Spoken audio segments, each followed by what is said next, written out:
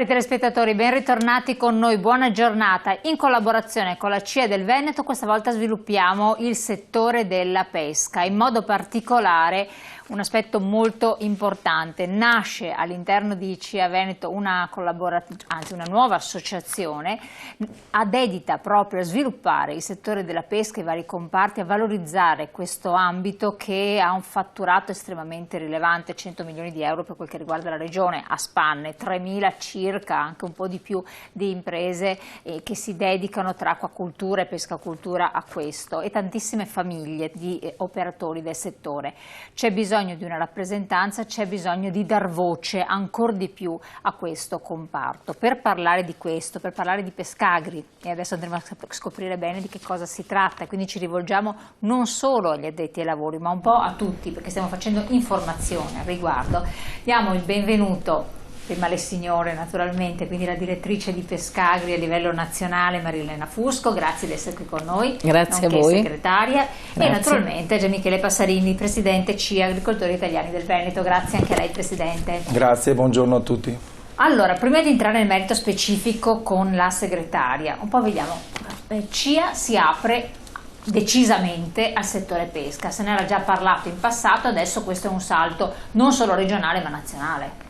Sì, nasce da un progetto nazionale ma che parte dalla richiesta proprio dei pescatori stessi. Nei vari tour che io andavo a fare, nei miei compiti che ho di rappresentare gli agricoltori, spesso incontravo i pescatori e dicevano: Presidente, ma noi non ci sentiamo rappresentati, voi come organizzazione di categoria sul livello agricolo siete forti, siete rappresentativi, portate le istanze nei dovuti luoghi regionali, nazionali, noi spesso troviamo delle difficoltà. Allora è chiaro che la riflessione che ho portato ai livelli nazionali e quindi al nostro Presidente Scanavino era quella di dire: Presidente, abbiamo bisogno di creare un'associazione che intercetti tutte queste esigenze che mi fanno i pescatori, perché è un mondo molto similare al nostro, l'ha detto lei, ci sono 3.000 aziende, particolarmente parliamo di aziende piccole, quindi con le problematiche che sono annesse e connesse ad un livello di un'impresa che opera in una difficoltà estrema. Pensiamo a un pescatore, il pescatore non è sulla terraferma, è un pescatore in mare, quindi il tema della sicurezza, il tema poi anche dei mercati, le difficoltà, no, della redditività, la sostenibilità, cioè tutti quei temi che sono affiliati poi a quelli che sono i percorsi che seguono un agricoltore. Quindi abbiamo fatto in maniera coraggiosa, perché non era facile, ma devo dire, questo rendo merito a chi comunque qui oggi presente con noi, Marilena, ma anche a chi come classe dirigente della CIA ha investito in questo percorso. Ecco, non era facile, abbiamo messo al mondo, passatemi il termine, Pescagri CIA Veneto. In questo caso, perché Pescagri lo troviamo a livello nazionale, nelle varie associazioni sempre di CIA che si coniugano nelle varie regioni, corretto? Certo. Dove c'è la pesca.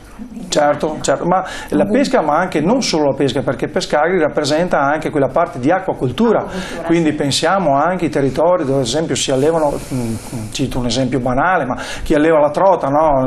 Anche questo rientra all'interno di questo percorso. Poi Marilena sarà più precisa e più tecnica rispetto a queste cose. Pensiamo al lago di Garda del Veronese, quindi ai laghi, è un mondo che abbraccia, è un'associazione che abbraccia tutte quelle che sono le sfaccettature del mondo della pesca e dell'acquacoltura.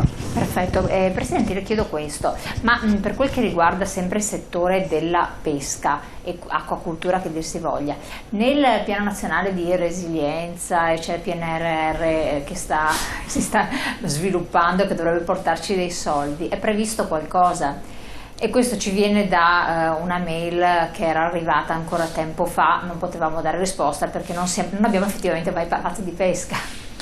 Allora, se guardiamo il piano di resilienza nazionale nel suo complesso, sulla pesca non è che adotti delle misure specifiche. Devo dire che probabilmente meno di quanto ci si aspettava e meno di quanto abbia bisogno.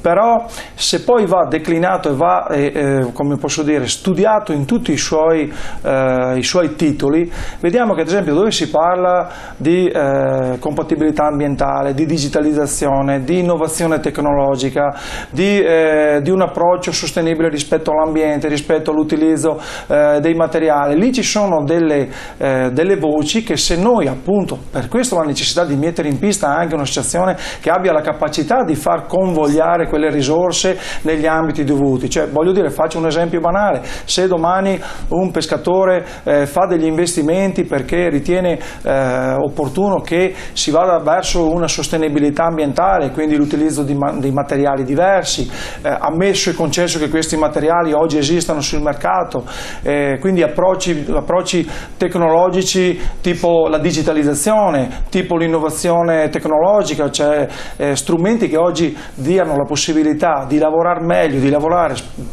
rivolti verso una sostenibilità ambientale e, ripeto, che poi generi una sostenibilità economica. Credo che la bravura che possiamo mettere in campo come associazione, in questo caso come CIA, assieme a Pescagri, sia quella di far capire anche alla politica che probabilmente non ci saranno delle misure ad hoc, ma ci sono delle misure che possono rispondere a determinati progetti fatti ad hoc. Perfetto. Allora, Marilena Fusco, segretaria ma anche direttore, Veneta Doc. Veneta Doc ha lavorato nel comparto agricoltura, settore pesca in Regione Veneto, certo, per tantissimo tempo. Adesso balzo in Pescagri. Sì. È giusto per spiegare un po' il suo ruolo, il mio percorso. Che non è che è una persona così che viene da chissà dove, assolutamente no. E questo dà anche delle garanzie a chi ha bisogno di sentirsi in qualche modo rappresentato fortemente anche a livello nazionale, che poi le decisioni sappiamo, certo, che poi transitano tutte per certi versanti. Esatto. No? Diciamo che la proposta che ho ricevuto da CIA è stata una proposta che mi ha fatto molto piacere, perché è stato un riconoscimento di anni dedicati al settore. Io ho sempre lavorato come in Regione Veneto, come diceva lei, nel settore agricoltura, ma molto nel settore della pesca e dell'acquacultura. Sono cresciuta a Chioggia, perciò una città che vanta in questo momento storico la più grande marineria d'Italia, perché una volta eravamo sorpassati da Mazara del Vallo, adesso siamo veramente una forza. Chioggia è nel Veneto, perciò noi in questo momento siamo nella regione più rappresentativa del settore agricoltura, pesca e settore dell'acquacultura.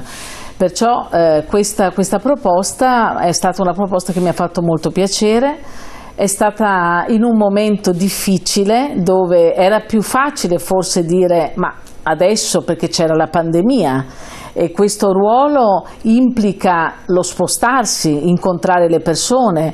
Io la prima cosa che ho detto al presidente Passerini come Veneto, ma anche al presidente nazionale della CIA, Dino Scanavino, ho detto: io non starò mai dietro a un computer per contattare chi?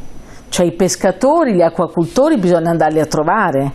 E perciò è stato molto più difficile il percorso, perché con le precauzioni, la pandemia, le restrizioni, il lockdown, però ce l'abbiamo fatta, perché abbiamo organizzato, abbiamo girato lo stesso.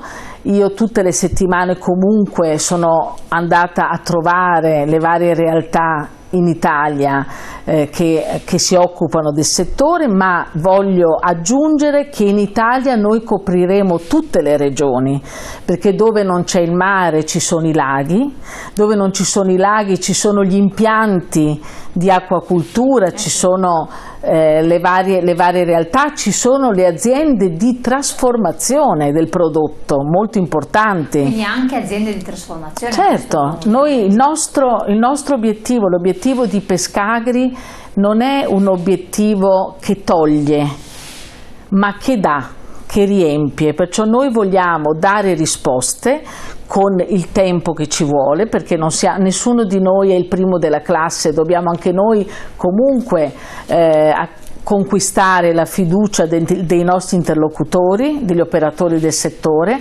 ma CIA già ha questa fiducia come agricoltura, perciò noi rappresentiamo la pesca ma rappresentiamo CIA, questo è importante. Perciò noi giriamo, abbiamo già lanciato 2 giorni fa la Pescagri CIA Veneto, ma siamo già stati in Emilia Romagna, Puglia, Campania, abbiamo fatto anche un piccolo lancio perché c'era appunto questo problema della pandemia prima che ci fosse il lockdown in Sicilia. Perciò noi stiamo veramente macinando in tutta Italia per coprire tutte le zone. Ecco, una panoramica generale, dopo entriamo nello specifico anche della presentazione che c'è stata venerdì a Chioggia, sì. Un momento istituzionale molto importante, certo, per l'associazione, per Pescagri, perché erano presenti molte autorità, quindi è importante anche la rappresentanza e l'eco che ha dato. Alla luce, lo ricordiamo, delle manifestazioni che ci sono state proprio a Venezia, recentissime, da parte di pescatori, molti pescherecci proprio di Chioggia, per protestare contro le restrizioni e l'aumento del periodo di fermo pesca che l'Europa vuole imporre, e cercheremo di spiegare col vostro supporto cosa vuol dire aumentare i giorni di fermo pesca, perché i non addetti ai lavori, cioè anche a me viene detto così, dico non capisco la valenza, in realtà dietro ci sta tutto sostanzialmente, e per quello voi dite la pesca e l'acquacoltura in Veneto aspetti strutturali e socio-economici, certo, perché ricordiamo sempre le famiglie che stanno dietro.